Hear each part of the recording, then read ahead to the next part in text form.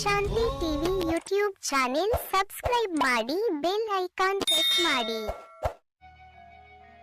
ಓಂ ಶಾಂತಿ. ನಾವೆಲ್ಲ ಆತ್ಮರು ಭ್ರೂ ಮಧ್ಯದಲ್ಲಿ ಸ್ಮೃತಿ ಸ್ವರೂಪರಾಗುತ್ತಾ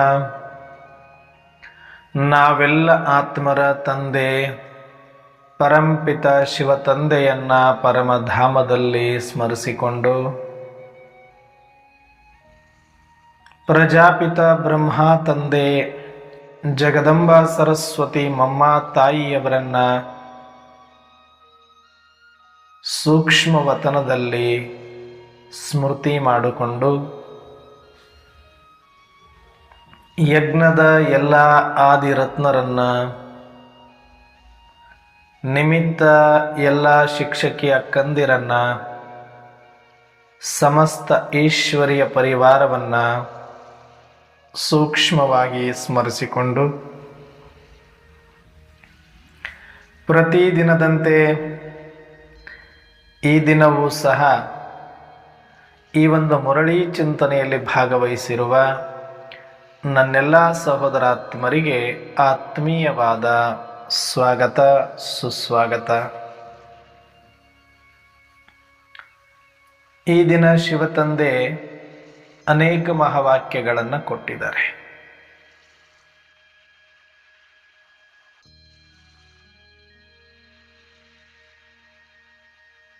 ಮುರಳಿಯ ಪೂರ್ತಿ ಸಾರದಲ್ಲಿ ನಮ್ಮನ್ನ ಅಂತಿಮ ಸ್ಥಿತಿಯನ್ನು ತಲುಪಿಸುವತ್ತ ಅನೇಕ ಮಾರ್ಗದರ್ಶನವನ್ನು ನೀಡಿದ್ದಾರೆ. ವರದಾನ, ಸ್ಲೋಗನ್, ಧಾರಣೆ ಮತ್ತು ವರದಾನದ ವಿವರಣೆಯಲ್ಲಿ ಅನೇಕ ಮಹತ್ತರವಾದ ವಿಚಾರಗಳನ್ನು ತಿಳಿಸಿದ್ದಾರೆ. ಈ ವಿಚಾರಗಳ ಕುರಿತಾಗಿ ಸಂಕ್ಷಿಪ್ತವಾದ ಚಿಂತನೆಯನ್ನು ಮಾಡೋಣ. ಯಾವುದಾ ವಿಚಾರಗಳು ಅಂದರೆ, ಒಂದನೆಯದಾಗಿ ಶಿವತಂದೆ ತಿಳಿಸ್ತಾರೆ ವರದಾನದ ವಿವರಣೆಯಲ್ಲಿ, ಈ ಮರುಜೀವ ಶ್ರೇಷ್ಠ ಆಗಬೇಕು ನಿಮ್ಮದು ಅಂದರೆ 2 ಮಾತುಗಳನ್ನು ನೀವು ಅಳವಡಿಸಿಕೊಳ್ಳಬೇಕು, ಅನುಸರಿಸಬೇಕು. ಆ ಮೊದಲನೇ ಮಾತು, ನೀವು ಪರೋಪಕಾರಿಗಳಾಗಿರಬೇಕು. ಎರಡನೆಯದು ಬಾಲಬ್ರಹ್ಮಚಾರಿ ಆಗಿರಬೇಕು. ಈ 2 ಮಾತುಗಳಲ್ಲಿ ನೀವು ಪಕ್ಕ ಆದರೆ ಈ ಮರುಜೀವ ಅಂದರೆ ಈ ಜ್ಞಾನದ ಜನ್ಮ ಶ್ರೇಷ್ಠವಾಗುತ್ತೆ ಅಂತ ತಿಳಿಸಿದ್ದಾರೆ. ಮತ್ತೆ ಸ್ಲೋಗನಲ್ಲಿ ಹೇಳ್ತಾರೆ, ವ್ಯರ್ಥ ಸಂಕಲ್ಪಗಳು ನಿಮ್ಮಲ್ಲಿ ಇದ್ದರೆ ಅಥವಾ ನಡೀತಾ ಇದ್ದರೆ ನಿಮ್ಮಲ್ಲಿರುವ ಎಲ್ಲ ಖಜಾನೆಗಳು ಕೂಡ ವ್ಯರ್ಥ ಆಗಿ ಹೋಗುತ್ತೆ. ಯಾಕಂದ್ರೆ ನಿಮ್ಮಲ್ಲಿ ಇರುವಂಥ ಅಧಮ್ಯ ಅಖಂಡ ಅಚೇತನವಾಗಿರ್ತಕ್ಕಂಥ ಚೈತನ್ಯವಾಗಿರ್ತಕ್ಕಂಥ ಅವಿನಾಶಿ ಆಗಿರ್ತಕ್ಕಂಥ ಖಜಾನೆಗಳು ಇದ್ರೂ ಕೂಡ ಆ ಗಮನ ನಿಮಗಿತ್ತು ಅಂದರೆ ವ್ಯರ್ಥ ನಡೆಯೋದೇ ಇಲ್ಲ. ನಿಮಗೆ ನೀವು ವ್ಯರ್ಥ ಮಾಡ್ತಾ ಇದ್ರಿ ಅಂದರೆ ನಿಮ್ಮಲ್ಲಿರುವ ಖಜಾನೆಗಳ ಕಡೆಗೆ ನಿಮಗೆ ಗಮನ ಇಲ್ಲ. ಅದು ಇದ್ರೂ ಕೂಡ ವ್ಯರ್ಥ ಅಷ್ಟೇ. ಹಾಗೆ ನೀವು ವ್ಯರ್ಥ ಸಂಕಲ್ಪ ಮಾಡೋದು ಅಂದ್ರೇ ನಿಮ್ಮ ಖಜಾನೆಗಳನ್ನು ವ್ಯರ್ಥ ಮಾಡ್ಕೊಳ್ಳೋದು. ಅದು ಯಾವುದು? ಸಮಯನೂ ಒಂದು ಖಜಾನೆ, ಸಂಕಲ್ಪನೂ ಒಂದು ಖಜಾನೆ, ಶ್ವಾಸನೂ ಒಂದು ಖಜಾನೆ, ಆರೋಗ್ಯನೂ ಒಂದು ಖಜಾನೆ. ಹಾಗಾಗಿ ನೀವು ಎಲ್ಲ ಮಹತ್ತರವಾದ ಖಜಾನೆಗಳನ್ನು ವ್ಯರ್ಥ ಮಾಡ್ಕೊಳ್ತೀರಿ ಎನ್ನುವಂಥ ಮಾತು ಹೇಳಿದ್ದಾರೆ. ಇನ್ನು ಈ ಮಾಸದ ಅವ್ಯಕ್ತ ಸೂಚನೆಯಲ್ಲಿ ಹೇಳ್ತಾರೆ, ನೀವು ಸಂಪನ್ನರಾಗುವ ಮತ್ತು ಕರ್ಮಾತೀತರಾಗುವುದರಲ್ಲಿಯೇ ತತ್ಪರ ಆಗಿರಬೇಕು. ಎಷ್ಟು ಇದರಲ್ಲಿ ಒಂದು ಶಬ್ದ ತಗೊಂಡ್ರೆ ಮುಳುಗೋಗಿ ಬಿಡಬಹುದು. ಇಷ್ಟು ನಮಗೆ ಅವ್ಯಕ್ತ ಸ್ಥಿತಿಯನ್ನು ತಲುಪಲಿಕ್ಕೆ ಎಷ್ಟು ಮಹಾವಾಕ್ಯಗಳನ್ನು ಕೊಟ್ಟು ಕೊಟ್ಟು ಸ್ಮೃತಿ ತರಿಸಿ ನಮ್ಮನ್ನು ಎಚ್ಚರಿಸ್ತಾ ಇದ್ದಾರೆ. ಆದರೂ ಕೂಡ ನಾವು ಈ ಮುರಳಿಯನ್ನು ಸುಮ್ಮನೆ ಒಂದು ಕಂಠಪಾಠದ ರೀತಿಯಲ್ಲಿ ಅಥವಾ ಗಿಳಿಪಾಠದ ರೀತಿಯಲ್ಲಿ ಹೇಳಿದ್ರಿ ಅಥವಾ ಕೇಳಿದ್ರಿ ಇದು ಆಗೋ ಮಾತಲ್ಲ. ಮುರಳಿಯನ್ನು ಕೇಳಬೇಕು ಅಂದರೆ ಮಮ್ಮಾರವರ ಹಾಗೆ ಕೇಳಬೇಕು. ಮುರಳಿಯ ಮಹಾವಾಕ್ಯವನ್ನು ಆಹ್ವಾದ ಮಾಡಬೇಕು ಅಂದರೆ ಮಮ್ಮಾರವರ ಹಾಗೇನೆ ಮಾಡಬೇಕು. ಹೇಗೆ? ಚಿಕ್ಕ ಮಕ್ಕಳಿಗೆ ಇಂದಿನ ಕಾಲದಲ್ಲಿ ಅಜ್ಜ ಅಜ್ಜಿ ಕೂಡಿಸ್ಕೊಂಡು ಮಕ್ಕಳನ್ನ ಒಂದು ಕಡೆ ಕೂಡಿಸೋದಕ್ಕೆ ಮತ್ತು ಮಕ್ಕಳನ್ನ ಕಾಯೋದಕ್ಕೆ, ಮಕ್ಕಳನ್ನ ನೋಡ್ಕೊಳ್ಳೋದಕ್ಕೆ ಅಥವಾ ಮಕ್ಕಳನ್ನ ಸಂತೈಸಲಿಕ್ಕೆ ಕಥೆಗಳನ್ನು ಹೇಳ್ತಾ ಇದ್ರು. ಆಗ ಅಜ್ಜನ ಒಂದು ಕತೆ ಹೇಳ್ತೀನಿ ಬನ್ನಿ ಇಲ್ಲಿ ಕೂತ್ಕೊಳ್ಳಿ ಅಂದ ತಕ್ಷಣ ಮಕ್ಕಳು ಕಿವಿ ನಿಗರಿಸ್ಕೊಂಡೋಗಿ ಕೂತ್ಕೊಂಡ್ಬಿಡೋದು. ಅಳೋದಿದ್ರೆ ಅಳೋದು ಸ್ಟಾಪ್ ಮಾಡೋದು, ಓಡಾಡೋದಿದ್ರೆ ಅದು ಸ್ಟಾಪ್ ಮಾಡೋದು. ಕತೆ ಹೇಳ್ತೀವಿ ಅಂದರೆ ಕಿವಿ ನಿಗರಿಸ್ಕೊಂಡು ಕೂತ್ಕೊಳ್ಳೋದು ಮಕ್ಕಳು. ಅಷ್ಟು ಕುತೂಹಲ, ಕ್ಯೂರಿಯಾಸಿಟಿ. ಹಾಗೆ ಮಮ್ಮಾರವರು ಸ್ವಯಂ ಪರಮಾತ್ಮ ಶಿವತಂದೆಯ ಮಹಾವಾಕ್ಯಗಳನ್ನು ಕೇಳಬೇಕಾದ್ರೆ ಅದೇ ಥರ ಮಕ್ಕಳಾಗಿ ಕಿವಿಯನ್ನು ತೆರೆದುಕೊಂಡು ಕಂಪ್ಲೀಟ್ ಮೈಯೆಲ್ಲ ಕಿವಿಯಾಗಿಸಿಕೊಂಡು ಕೇಳಿಸ್ಕೊಳ್ತಾ ಇದ್ರು.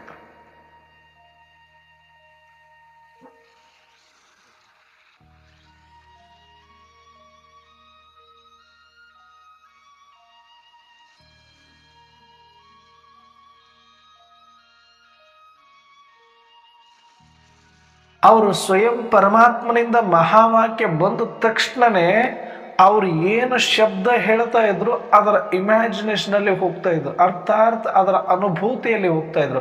ಆ ಚಿತ್ರಗಳನ್ನು ಕಣ್ಣು ಮುಂದೆ ತಂದುಕೊಂಡು ಆ ಸ್ಥಿತಿಯನ್ನು ಅನುಭವ ಮಾಡ್ತಾ ಮಾಡ್ತಾ ಮಾಡ್ತಾ ಮಾಡ್ತಾ ಧಾರಣಾ ಸ್ವರೂಪ ಆಗಿಬಿಡ್ತಾ ಇದ್ರು. ಮುರುಳಿಯ ಸ್ವರೂಪವೇ ಆಗ್ಬಿಡ್ತಾ ಇದ್ರು ಮಮ್ಮಾರು. ಮುರುಳಿಯ ಮಹಾವಾಕ್ಯಗಳನ್ನು ಕೇಳೋದರ ಜೊತೆಗೆ ಧಾರಣಾ ಸ್ವರೂಪರಾಗಿ ಅನುಭವದಲ್ಲಿ ತಂದುಕೊಳ್ತಾ ಇತ್ತು. ಅದಕ್ಕೆ ಮಮ್ಮ ನಂಬರ್ 1 ಆಗ್ಬಿಟ್ರಿ. ಯಾಕಂದ್ರೆ ಕೇಳೋದು ಮುಖ್ಯ ಅಲ್ಲ, ಕೇಳಿದ್ದನ್ನ ಎಷ್ಟು ನಾನು ಉಳಿಸ್ಕೊಂಡೀನಿ, ಎಷ್ಟು ಆ ಸ್ವರೂಪದಲ್ಲಿ ತಂದುಕೊಂಡೀನಿ ಅನ್ನೋದೇ ಮುಖ್ಯ ಹೊರತಾಗಿ ಎಷ್ಟು ವರ್ಷದಿಂದ ಕೇಳಿದ್ರೇನು, ಸ್ವಯಂ ಪರಮಾತ್ಮನೇ ಬಂದು ಹೇಳಿದ್ರೇನು. ಕೇಳಿಸಿಕೊಳ್ಳುವುದು ಬರೀ ಕಿವಿ ಆಗಿರಬಾರ್ದು, ಕೇಳಿಸಿಕೊಳ್ಳುವುದು ಬರೀ ಮನಸ್ಸಾಗಿರಬಾರ್ದು. ಕೇಳಿಸಿಕೊಳ್ಳುವುದು ಡೈರೆಕ್ಟ್ ನಾನು ಆತ್ಮ ಆಗಿ ಕೇಳಿಸಿಕೊಂಡು ಅನುಭವದಲ್ಲಿ ತಂದು ಸ್ವರೂಪವೇ ಆದರೆ ಆ ಮಹಾವಾಕ್ಯಕ್ಕೆ ಸಂಪೂರ್ಣ ಅರ್ಥ. ಹಾಗೆ ಇವತ್ತಿನ ಮುರುಳಿಯಲ್ಲೂ ಕೂಡ ಬಾಬರವರು ಎಷ್ಟು ಉದಾಹರಣೆಗಳನ್ನು ಕೊಟ್ಟು ನಮ್ಮನ್ನು ಎಚ್ಚರಿಸಿ ನಮ್ಮನ್ನು ಸಂಪನ್ನ ಮಾಡಬೇಕು, ನಮ್ಮನ್ನು ಕರ್ಮಾತೀತರನ್ನಾಗಿ ಮಾಡಬೇಕು ಅಂತ ಕಾತುರತೆಯಿಂದ ಮುರುಳಿಯನ್ನು ಹೇಳ್ತಿದ್ದಾರೆ. ಆದರೆ ಎಷ್ಟರ ಮಟ್ಟಿಗೆ ನಮ್ಮಲ್ಲಿ ಕಾತುರತೆ ಇದೆ. ಇವತ್ತೇನು ಶಿವತಂದೆ ಹೇಳ್ತಾರೆ, ಇವತ್ತೇನು ಹೊಸ ಜ್ಞಾನ ಸಿಗುತ್ತೆ, ಇವತ್ತೇನು ಹೊಸ ತಿಳುವಳಿಕೆ, ಇವತ್ತೇನು ಹೊಸ ಟಿಪ್ಸ್ ಕೊಡ್ತಾರೆ, ಅದು ಫ್ರೀ ಆಗಿ. ಆ ಕಾತುರತೆ ಇಲ್ಲದೆ ಸುಮ್ಮನೆ ಮುರುಳಿ ಕೇಳಬೇಕಲ್ಲ ಅಂತ ಒಂದು ಸಾಂಪ್ರದಾಯಿಕವಾಗಿ ಒಂದು ನಿಯಮವಾಗಿ ಕೇಳಿದ್ರೆ, ರೆಡ್ ಲೈಟ್ ಹಾಕು, ಹಾಡು ಹಾಕು, ಆಫ್ ಮಾಡು, ಮುರುಳಿ ಕೇಳು, ರೆಡ್ ಲೈಟ್ ಹಾಕು, ಯೋಗ ಮಾಡು, ಮನೆಗೆ ಬಾ, ಇಷ್ಟಾದರೆ ಎಷ್ಟು ದಿನ ಆದರೂ ಇದರಲ್ಲಿ ಪರಿವರ್ತನೆ ಆಗೋದಿಲ್ಲ. ಅದು ಎಫೆಕ್ಟ್ ಆಗಲ್ವಾ? ಆಗುತ್ತೆ, ಎಷ್ಟು ಅಷ್ಟೇ, ಬಹಳ ಹೊತ್ತು ಇರೋದಿಲ್ಲ. ಅದು ಕಿವಿಯವರೆಗೆ ಬಂದದ್ದು ಬಹಳ ಹೊತ್ತಿರಲ್ಲ, ಮನಸ್ಸಿನವರೆಗೆ ಬಂದದ್ದು ಸ್ವಲ್ಪ ಹೊತ್ತಿರ್ಬೋದು. ಆದರೆ ಆತ್ಮದವರೆಗೆ ಬಂದರೆ ಮಾತ್ರನೇ ಪರ್ಮನೆಂಟ್ ಆಗಿ ಅದು ಸ್ವರೂಪದಲ್ಲಿ ಉಳ್ಕೊಳ್ಳುವಂಥ ಒಂದು ಪ್ರಯತ್ನ ಮತ್ತೆ ಮತ್ತೆ ಮಾಡಿದರೆ ಮಾತ್ರನೇ ಉಳಿಯುತ್ತೆ. ಅದಕ್ಕೆ ಈ ಮಹಾವಾಕ್ಯಗಳನ್ನು ಸ್ವಲ್ಪ ನಾವು ಸಂಕ್ಷಿಪ್ತವಾಗಿ ಅದರ ಚಿಂತನೆ ಮಾಡೋದಾದರೆ, ಮೊದಲನೇ ಮಾತು ಏನು, ವರದಾನದ ವಿವರಣೆಯಲ್ಲಿ ಹೇಳ್ತಾರೆ, ನಿಮ್ಮ ಈ ಮರುಜೀವದಲ್ಲಿ ಶ್ರೇಷ್ಠತೆಯನ್ನು ಮಾಡಿಕೊಳ್ಬೇಕು ಅಂತಂದ್ರೆ 2 ಮಾತು ಯಾವುದು? ಮೊದಲನೇದು ಪರೋಪಕಾರಿಗಳಾಗಬೇಕು, ಎರಡನೇದು ಬಾಲ ಬ್ರಹ್ಮಚಾರಿ ಆಗಿರಬೇಕು. ಮೊದಲನೇ ಮಾತನ್ನು ನೋಡೋದಾದ್ರೆ ನಾವು ಪರೋಪಕಾರಿಗಳು.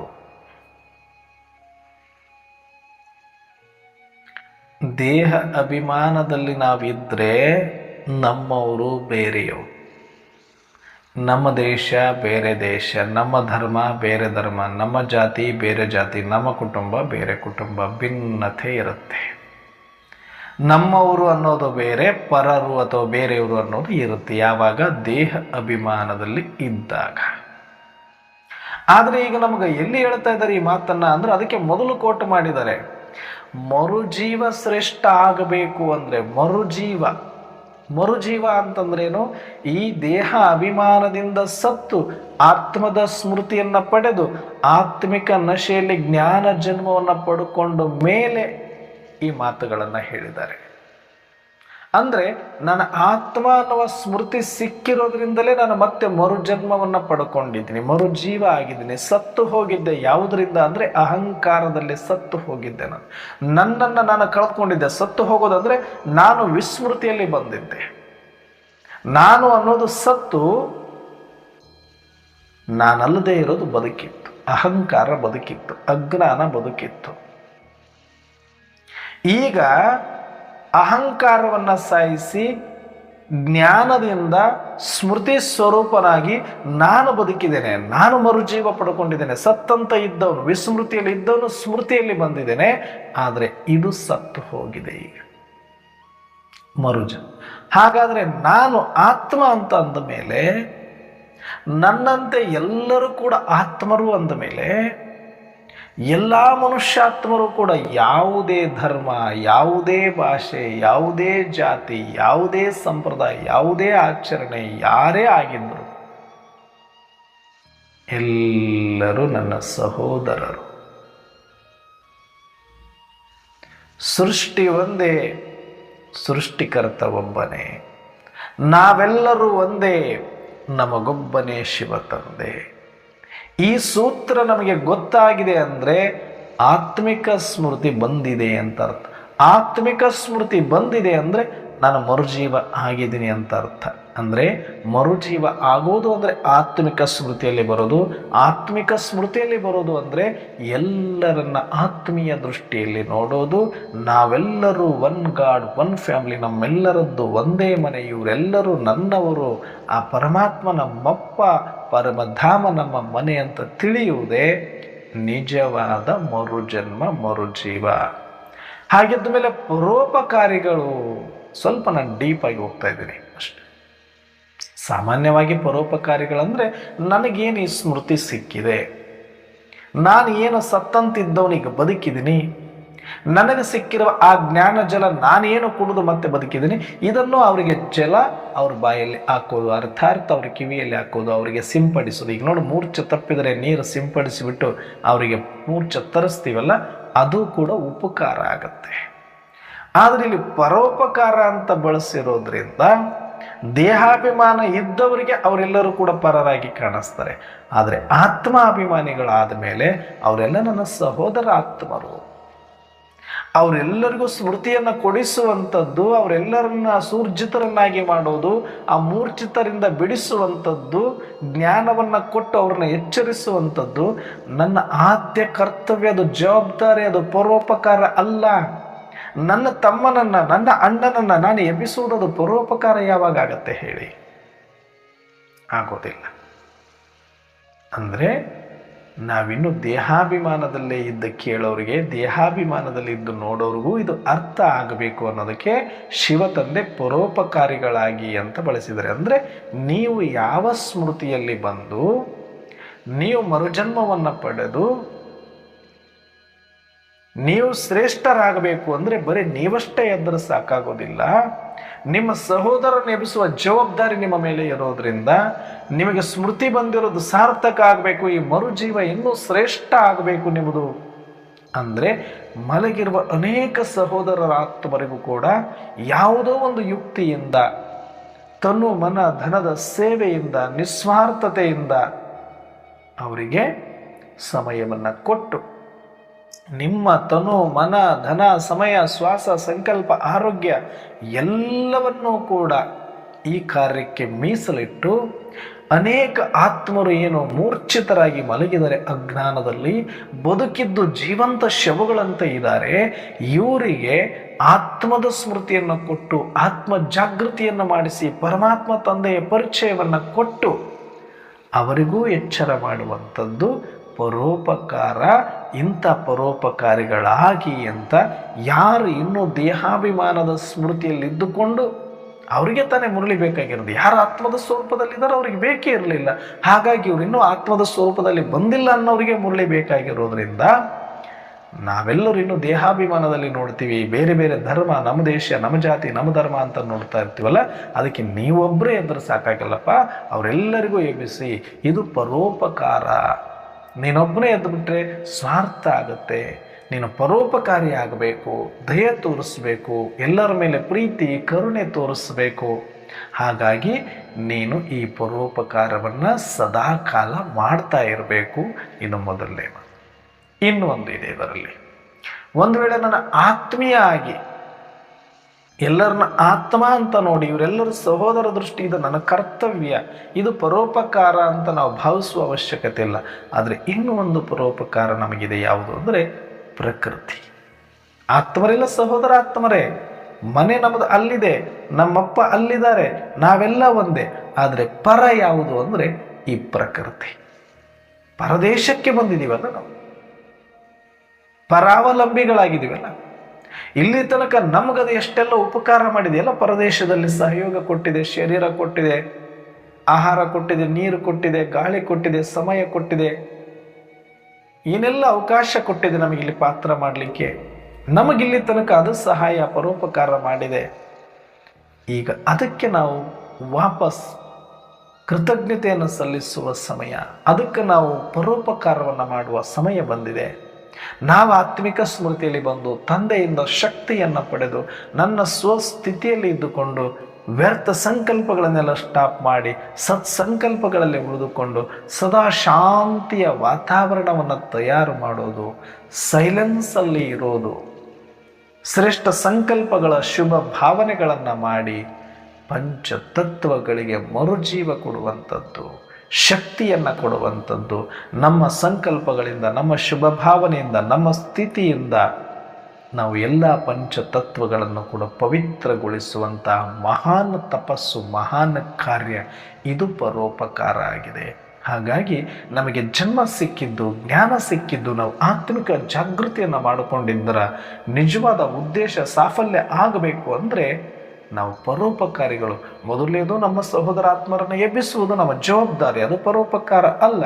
ಆದರೆ ಪ್ರಕೃತಿಗೂ ಕೂಡ ಒಂದಷ್ಟು ಸಮಯವನ್ನು ಕೊಟ್ಟು ಭೂಮಿ, ನೀರು, ಗಾಳಿ, ಆಕಾಶ, ಅಗ್ನಿ ತತ್ವಗಳಿಗೆ ಒಂದಷ್ಟು ಶುಭ ಭಾವನೆಯನ್ನು ಕೊಟ್ಟು ಅದಕ್ಕಿಂತ ಹೆಚ್ಚಾಗಿ ನಮ್ಮಲ್ಲಿ ಯಾವುದೇ ವ್ಯರ್ಥ ಸಂಕಲ್ಪಗಳು ನಡೆಯದಂತೆ ನೋಡಿಕೊಳ್ಳೋದು, ನೆಗೆಟಿವ್ ಥಾಟ್ಸ್ ಬರದೇ ಇರೋ ಥರ ನೋಡಿಕೊಳ್ಳೋದು, ಏಕರಸ ಸ್ಥಿತಿಯಲ್ಲಿ ಇರುವಂಥದ್ದು ಮತ್ತು ಆತ್ಮೀಯ ಸುಗಂಧವನ್ನು ಹರಡಿಸುವಂಥದ್ದು, ಸದಾ ಆ ಸ್ಥಿತಿಯಲ್ಲಿ ಶಾಂತಿಯ ವಾಯುಮಂಡಲವನ್ನು ತಯಾರು ಮಾಡೋದು, ಇದು ಮಹದುಪಕಾರ ನಾವು ಮಾಡೋದು ಪ್ರಕೃತಿಗೆ.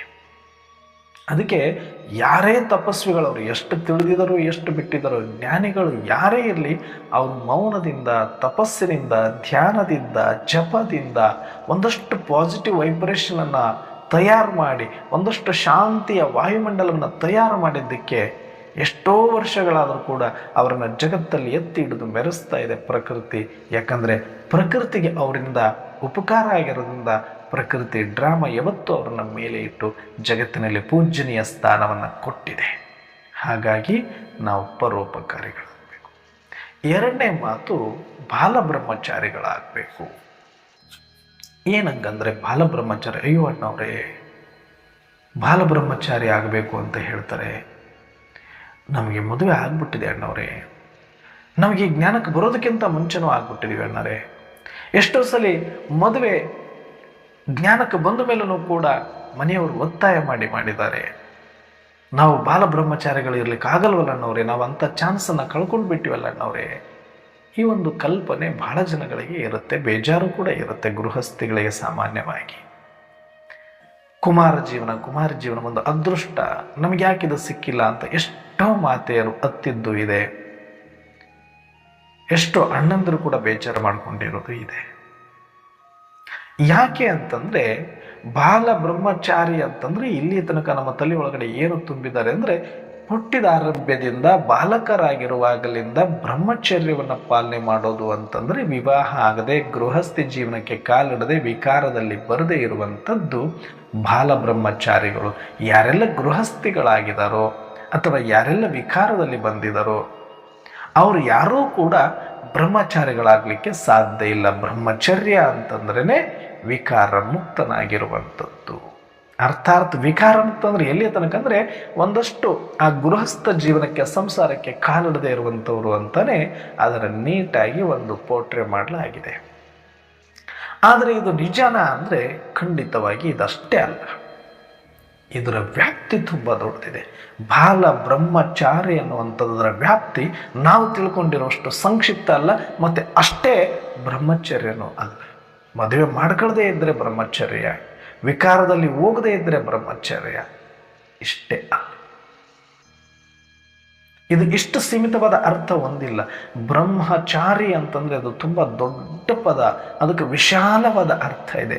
ಹಾಗೆ ನೋಡ್ಲಿಕ್ಕೆ ಹೋದರೆ ನಮಗೆಲ್ಲರ ಒಂದು ಸುಯೋಗ ಸೌಭಾಗ್ಯ ಏನು ಅಂದರೆ, ನಮಗೆ ಬೇಜಾರಾಗದೇ ಇರೋ ಥರ ಒಂದು ವಿಶೇಷವಾದದ್ದನ್ನು ನೋಡಬೇಕಂದ್ರೆ ಸಾಕ್ಷಾತ್ ಪ್ರಜಾಪಿತ ಬ್ರಹ್ಮನೇ ಗೃಹಸ್ಥಿ ಅಲ್ವೇನ್ರಿ.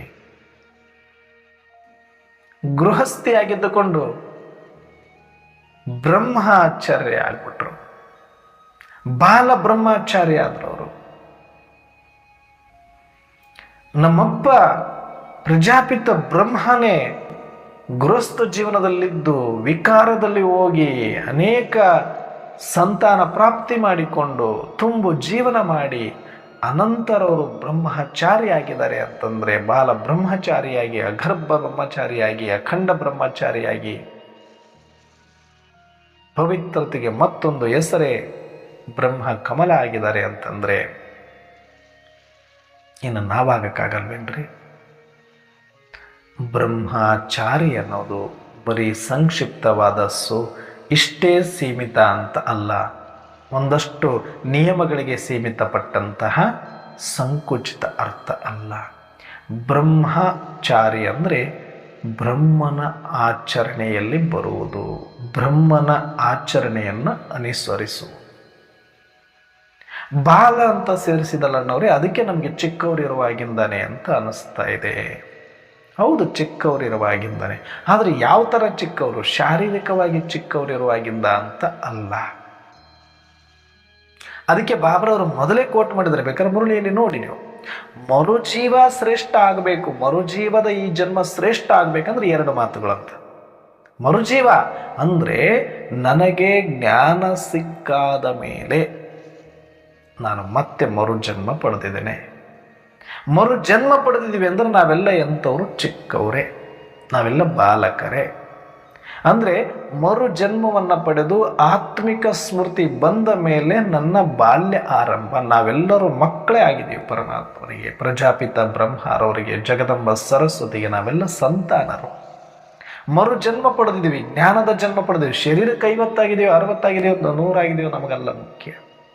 ನಾನು ಯಾವಾಗ ಜ್ಞಾನ ಪಡಿತೇನೆ ಅವಾಗ ನನ್ನ ಜನ್ಮ. ಯಾವಾಗ ನನಗೆ ಆತ್ಮಿಕ ಸ್ಮೃತಿ ಪರಮಾತ್ಮ ತಂದೆಯ ಮೇಲೆ ನಿಶ್ಚಯ ಬರುತ್ತೋ ಅವಾಗ ನನಗೆ ಜನ್ಮ. ಅಲ್ಲಿಂದ ನಮ್ಮ ಬಾಲ್ಯ ಸ್ಟಾರ್ಟ್. ಅಲ್ಲಿಂದ ಹಿಡಿದು ಅಂತ್ಯದವರೆಗೆ ನೀವು ಗೃಹಸ್ಥಿಗಳು, ಕುಮಾರು, ಕುಮಾರಿ, ಅದು ಏನು ಬೇಕಾದರೂ ಆಗಿರ್ಬೋದು, ನಿಮ್ಗೆ ಯಾವ ಸಮಯದಲ್ಲಿ ಬೇಕಾದರೂ ಸಿಕ್ಕಿರ್ಬೋದು. ಆದರೆ ಅಲ್ಲಿಂದ ಹಿಡ್ಕೊಂಡು ಸ್ಮೃತಿ ಸ್ವರೂಪರಾಗಿ ಎಲ್ಲಿಯ ತನಕ ಅದರ ಅಂತಿಮ ಶ್ವಾಸದ ತನಕ ಬ್ರಹ್ಮನ ಆಚರಣೆಯಲ್ಲಿರೋರೆಲ್ಲರೂ ಬ್ರಹ್ಮ ಆಚಾರಿಗಳು. ಹಾಗಾದರೆ ಬ್ರಹ್ಮನ ಆಚರಣೆ ಏನಾಗಿತ್ತು? ಪ್ರಜಾಪಿತ ಬ್ರಹ್ಮರವರ ಆಚರಣೆಯನ್ನ ನಾವು ಈ ಜ್ಞಾನದ ಜನ್ಮ ಪಡೆದ ಮೇಲೆ ಅದನ್ನು ಅಳವಡಿಸಿಕೊಂಡು ಆಚರಿಸುವವರು ಎಲ್ಲರೂ ಕೂಡ ಬಾಲ ಬ್ರಹ್ಮಚಾರಿಗಳು. ಇದನ್ನು ಸ್ಪಷ್ಟವಾಗಿ ತಗೊಳ್ಬೇಕು. ನಾವು ಇದರಲ್ಲಿ ಗಿಲ್ಟ್ ಮಾಡಿಕೊಳ್ಳೋದು, ಅಯ್ಯೋ ಇದು ನಮಗಲ್ಲ ಅಣ್ಣವ್ರೆ, ಇದು ಬೇರೆ ಇದೆ ಅಣ್ಣವ್ರೆ, ನಾವೇ ಕೂತ್ಕೊಂಡು ಸುಮ್ಮನೆ ಅಪಾರ್ಥ ಮಾಡಿಕೊಂಡು ಅದ್ರ ಇರುವ ಅರ್ಥವನ್ನು ಕೆಡಿಸ್ಕೊಂಡು ನಮ್ಗೆ ಇಲ್ಲಿ ತನಕ ಏನೆಲ್ಲ ಹೇಳ್ಕೊಂಡು ಬಂದಿದ್ರು ಅದಕ್ಕೆ ಅಂಟ್ಕೊಂಡಿರೋದ್ರಿಂದ ನಮಗೆ ಹಂಗೆ ಕಾಣಿಸ್ತಾ ಇದೆ. ಆ್ಯಕ್ಚುಲಿ ಬ್ರಹ್ಮನ ಆಚರಣೆ ಏನು?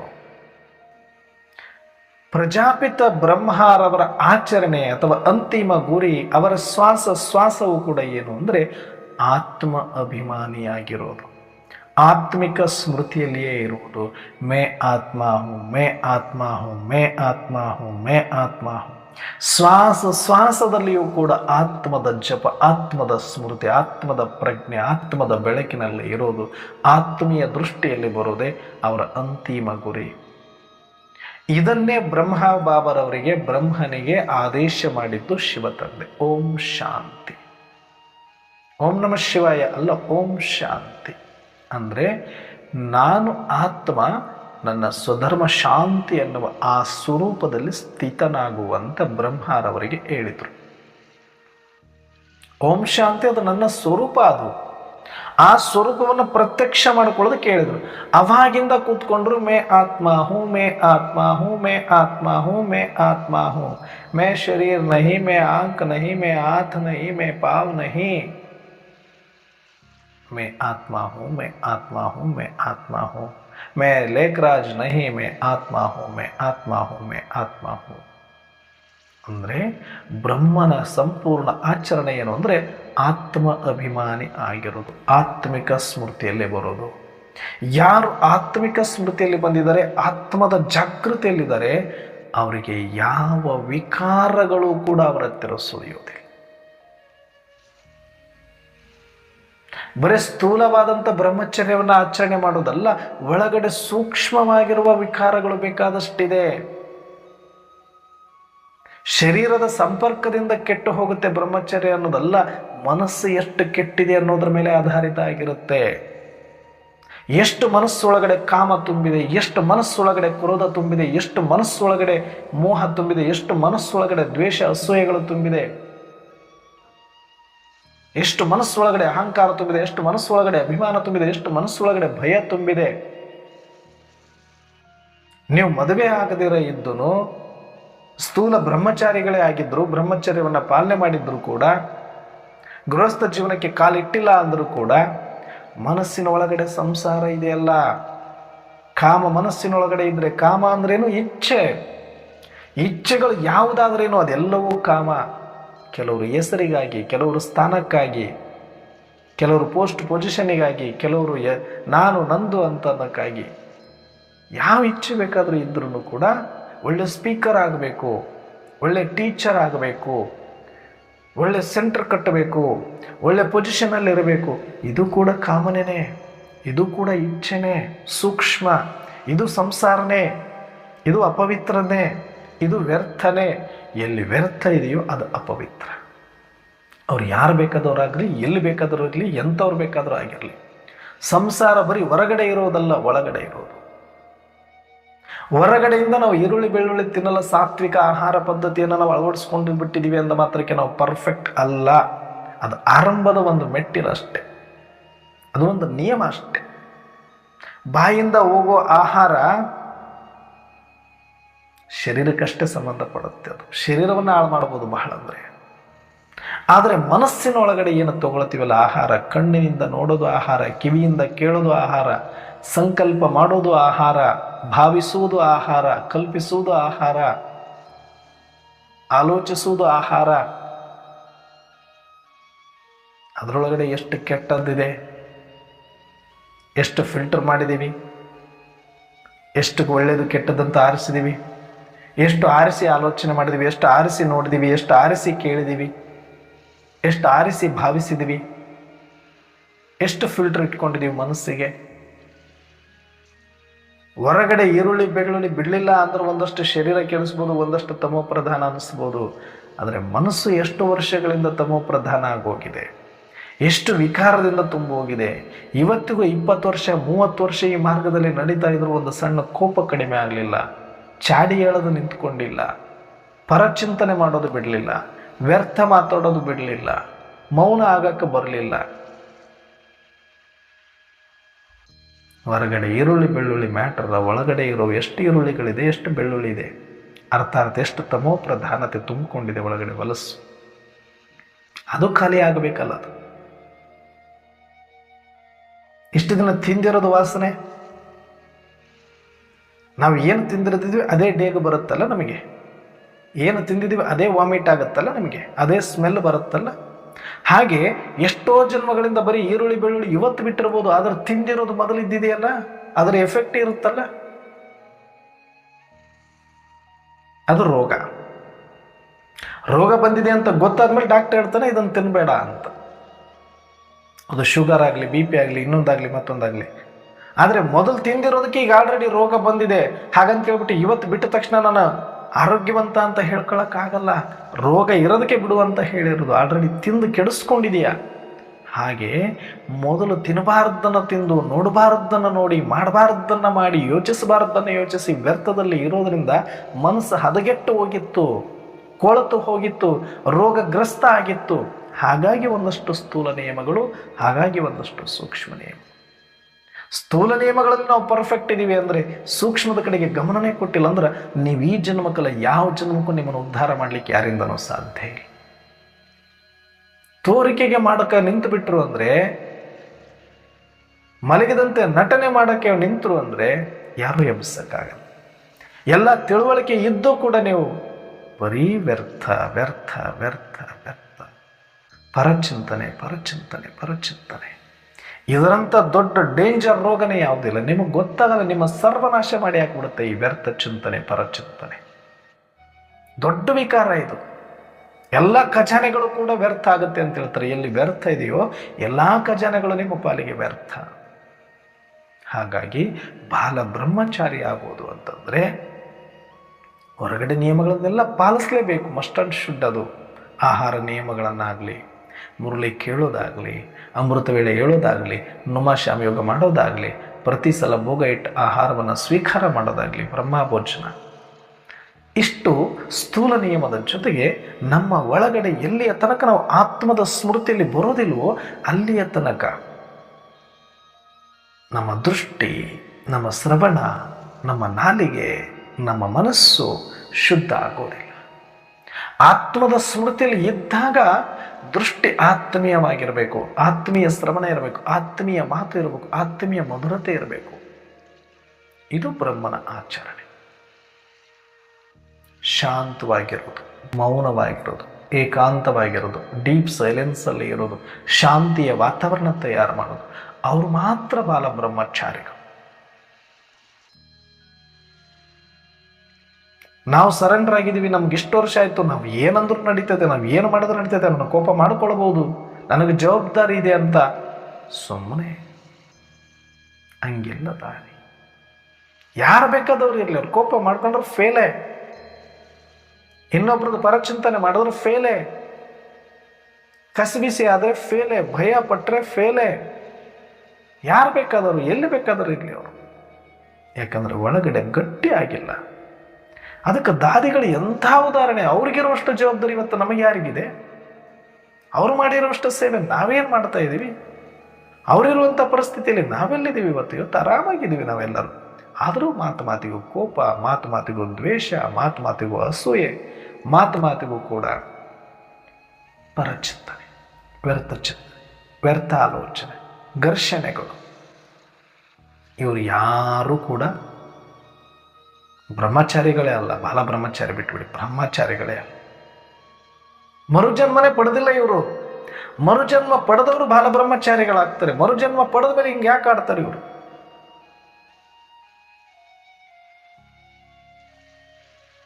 ಯಾರು ಬಾಲ ಬ್ರಹ್ಮಚಾರಿ ಇದ್ದಾರೆ ಅವರು ಎಲ್ಲಿದ್ರೂ ಸೇವೆ ಆಗುತ್ತೆ, ಎಲ್ಲಿದ್ರೂ ಪರೋಪಕಾರ ಆಗುತ್ತೆ, ಪ್ರಕೃತಿಗೂ ಆನಂದ ಆಗುತ್ತೆ, ಅನ್ಯ ಆತ್ಮರಿಗೂ ಆನಂದ ಆಗುತ್ತೆ.